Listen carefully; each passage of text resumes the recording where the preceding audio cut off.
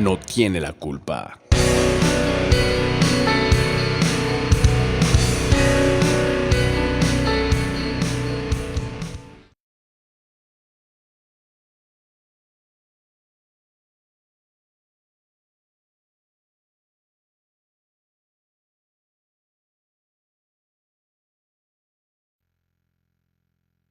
Don't blame the rock. Don't blame the rock. El rock no tiene la culpa. That's rock. So the show is called Don't Blame the Rock. El rock no tiene la culpa. I'll never get it. So I'll call it Don't Blame the Rock. Okay. Okay? Do you remember this? Yes, of course. Good record. Yeah, it's one of my favorite records.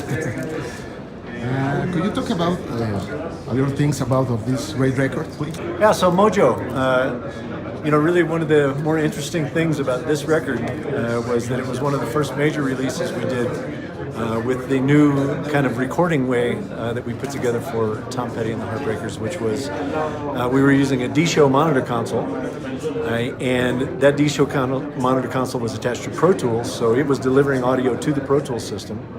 And then we also had a control room built that had Icon in it, and that Icon was attached to that Pro Tools system. So there was mixing going on while they were tracking. So the producer and the engineer, Ryan Ollier, was actually working on the audio in the Pro Tools system, while the monitor engineer was just providing regular monitor feeds. And the thing that came out of that that was really cool was that the band members didn't really need headphones. They were just working on their regular monitors. Of course we had bleed problems to bleed challenges to deal with, but we were able to do that very effectively with Pro Tools and some editing and some creative use there. I can't wait to try this with the Heartbreakers.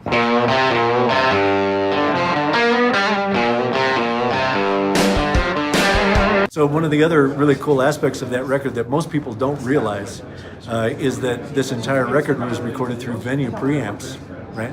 There were no external preamps used. This was the capture directly from the Venue pre and the converters that were used in the original Venue systems. So it speaks to the sound quality of those preamps and what was achievable in that system. So it was a pretty exciting time, and they ended up recording 2, maybe 3 more records using this method that we used at the place called the Clubhouse. So it was cool, very cool. Wow. I believe that it was made on analog. And I remember this guy says, no, it's not analog, it's digital. No, this is all digital.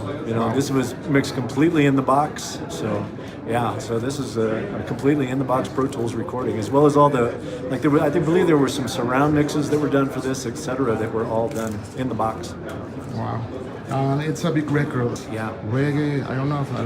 Really the reason that we did it this way was because we wanted the band to feel like they were playing live. The Mudcrutch record, really turned my head around. We cut it in here, entirely live, that record is. There isn't a single dub. And then I thought, well, why would I ever do it any other way? We didn't want them to feel like they were in a studio at all. So, they were just going for takes. They would come in and, Tom would bring a song in. They would work on it for 1 or 2 takes, 3 takes, and if they didn't get it, they would just move on to another song. So, you're actually hearing the entire band record here. It's not a lot of overdubs on this, short of the vocals. The vocals were overdubbed, of course. Really? Yeah. Only vocals? Yeah, only the vocals, really. For the most part. Solos, maybe, something like that, but it's a lot of the band takes here. There's no overdubs to speak of, so it's a very organic record. More like a Polaroid than a painting. That's about the right length. Yeah, the vocal was dreadful. Well, you guys are playing good. We know. This is a proof now on digital audio. It's amazing. Sure, I've been saying that for a long, long time. Analog is great. Don't get me wrong. I love the sound of analog when we want to use it. But I can take something that is digital and make it sound analog. I can make it sound as analog as I want to make it sound. It doesn't have to be digital sounding. So same thing applies for Venue. Same thing applies here. Yeah. With this album, what I felt strongest about is I wanted to show, other people what I hear with the band. That this is really where the band kind of lives when it's playing for itself. You know, I feel more pressure to have something that feels pure to me. We have the artistic freedom to do this, and so that's what we want to do. And that's where we're having fun right now. I think it really sounds like us, and I love this band. So if it sounds like us, then I'm happy, really happy with it. I just try to make some good music that I like, and I always have gone on the principle that, well, you know, if I like it, maybe somebody else will. You know, that I feel like, well, you know, 10 years from now, I can play this and not grimace, you know?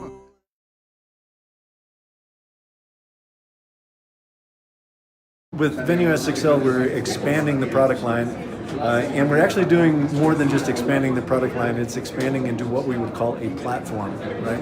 And by platform, really, we mean nothing more than all of the hardware components are completely interchangeable. They all work with each other, and it is 100% software and show file compatible. So we can take any control surface, any engine, any I/O box, and assemble any size system and have it all work on the same show file and the same software. So it's an incredibly powerful concept in terms of a platform where you can just basically scale upwards or down any penalty of workflow, right? So that's very rare in the world today of digital consoles, especially for live sound. And especially in terms of, you know, if we were to go to the lowest cost engine, the lowest cost control surface, you would still get the premium sound quality. It is identically the same preamps, the same mixing character, everything in the lowest product versus the highest product, which you can definitely not say about any other systems going today. What do you think about what is going on inside the TV and media in general, radio, about the real content, what they are talking about? You mean in terms of audio quality? No, the real content is about the, you know, about the pop music and everything that it's right now, or the TV shows, you know, Well, we're going to go down a very slippery slope here, you know. At the end of the day, you know, TV stations need ratings. You know, that's what they're in the job of doing, you know. And to think that television is going to serve music in some way, I think is wrong. It never has, and it never will. It plays to the wrong agenda to try to promote music.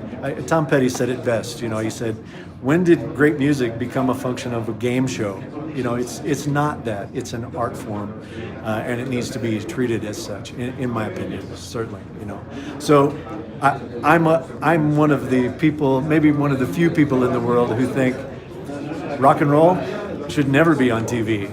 It's at its best when it's in a nightclub somewhere, or, you know, in the underground. You know, that's when rock and roll is at its best, you know. TV never really served rock music very well, so that's me.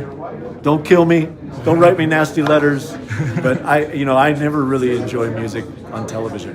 Very, very seldom. So I don't go there to watch it. I like to go to shows. I like to go see performers perform live in the building. So that's me. We think the same. Oh, good. So to my friends at Don't Blame the Rock, congratulations on 10 years of being in business and serving the music community. You guys do a fantastic job. Thank you so much. Thank you. Is that okay? Thank you. That's perfect. That is perfect.